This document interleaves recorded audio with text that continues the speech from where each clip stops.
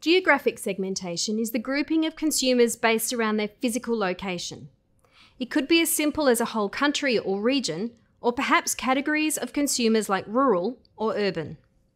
It can even include climate, which becomes relevant for companies producing products that are weather-specific, such as wet weather clothing.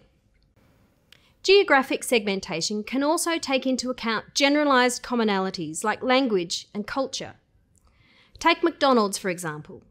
McDonald's has modified its menus to reflect different cultures where it's located around the world. A teriyaki burger and green tea flavoured drinks in Japan. Neither pork nor beef on the menus in India, and gazpacho soup offered on the menus of McDonald's in Spain. There are dozens of entertaining examples on the internet of companies on the other side of the equation who've not done their research properly and find their branding means something else entirely in the local language. For example, hair care company Clairol once launched a curling iron called Mist Stick in Germany, even though mist is German slang for manure. KFC, Kentucky Fried Chicken, launched into China with its tagline, "Finger licking good," which translates into "eat your fingers off," which might have been a bit disturbing for some Chinese consumers. Then there's the American Dairy Association, which kept its Got Milk campaign going when it launched into Spanish-speaking countries, but quickly learned that it translated into, "Are you lactating?" A little well-conducted geographic segmentation could have prevented these classic marketing blunders.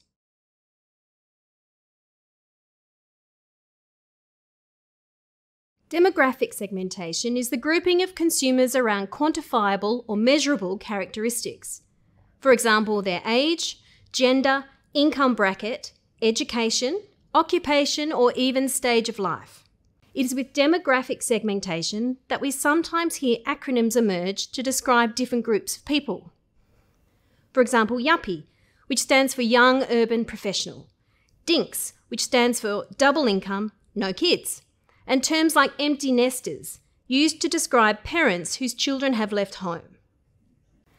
Sometimes both geographic and demographic segmentation is combined, resulting in what is known as geodemographic segmentation. In this type of segmentation, you might identify a segment like Chinese young urban professional, or perhaps retired professionals in the UK.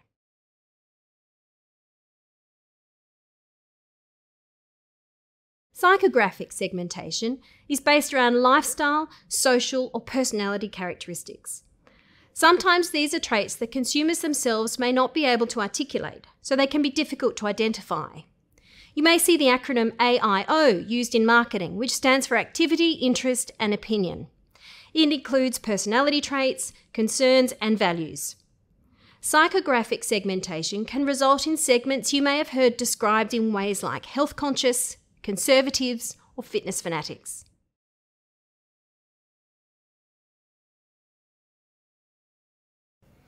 Behavioural segmentation is the last of the four main tools for segmenting a market. This type of segmentation groups consumers based on similar purchasing and consumption patterns. It centres around how they interact with a business or product. It groups consumers by how they behave when making a purchase, when they purchase, how often, how deep their product loyalty, and the benefits they seek with their purchases. You may have heard consumers described as price conscious. These are consumers who assess value for money with every single purchase.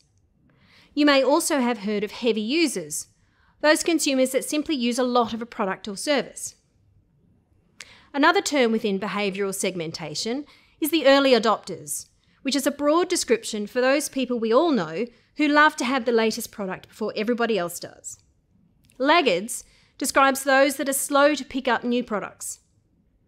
Segmentation is essentially a tool used in market and consumer research to help businesses target their products and allow them to market their products to consumers that are more likely to want to buy them.